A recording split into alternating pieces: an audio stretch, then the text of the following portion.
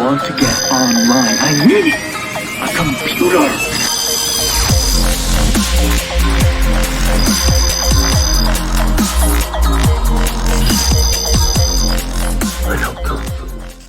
Welcome to the Singularity Hacker series. If you are joining us for first time, welcome. In this series we'll explore ideas and cultural trends related to the internet and information technology. Today's show is on hacking your perspective. This story starts with an interesting conversation had with a software developer from Uganda.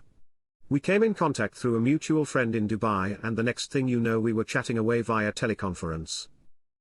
At the beginning of the conversation, this Ugandan developer was discouraged and unsure about the future of his career. He spoke fluent English and had serious coding ability, but didn't feel confident that he could make enough money in the local economy or compete in the global market of software engineers. By the end of our talk, a radical change in perspective had occurred. Rather than counting himself among the pool of local low-cost engineers, he shifted to see them as his resource. He had already proven that he could build MVP products and win clients to those products. The only link left was to direct those achievable streams of income into scaling those products using the very local, low-cost engineering resources he was afraid to be counted among. We were both amazed by the end of our talk. No facts had changed, but a completely different perspective had been achieved. Inefficiencies were identified about his circumstance that could then be taken advantage of, instead of lamented. A few things come to my mind when the above scenario played out. The first was arbitrage. An arbitrage opportunity is present when there is the possibility to instantaneously buy something for a low price and sell it for a higher price. All entrepreneurship can be boiled down to this.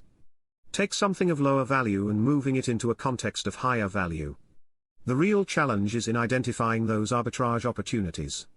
The second thing that came to my mind was the Stirling engine. The Stirling engine uses the temperature difference between its hot and cold end to convert thermal energy into mechanical energy. The greater the temperature difference between the hot and cold sources, the greater the thermal efficiency.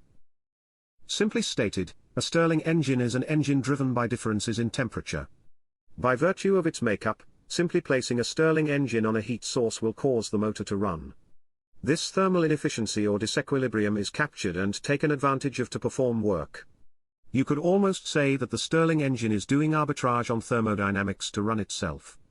So what do these two things have in common? It is this. It is not ubiquity, continuity, or unanimity that produces strength. It is the intelligent and creative redirection of dynamic forces and realities that produces value. In his book David and Goliath, Malcolm Gladwell examines notable historical people who had, what seemed to be, disadvantages but who turned those perceived disadvantages into strengths. Following this train of thought, a profound idea presents itself. What if everyone's perceived disadvantages are, in fact, unique opportunities to become people we could not otherwise be? And what if characteristics we routinely think of as unmitigated strengths come with their own negative trade-offs?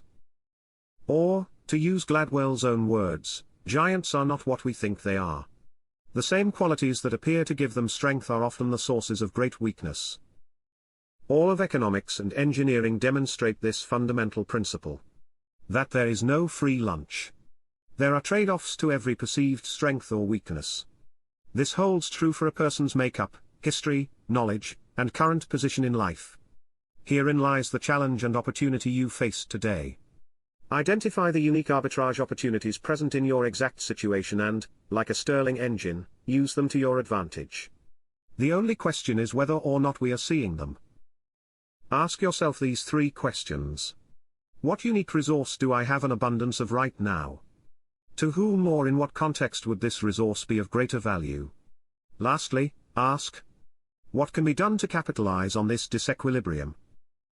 May this be a reminder to us all that we are the product of our choices, not merely victims of our circumstances. I hope you have found these ideas helpful. Thank you for watching this first episode of the Singularity Hacker video series. Visit singularityhacker.com to stay up to date with the many cool ideas and topics that we'll be covering in future episodes.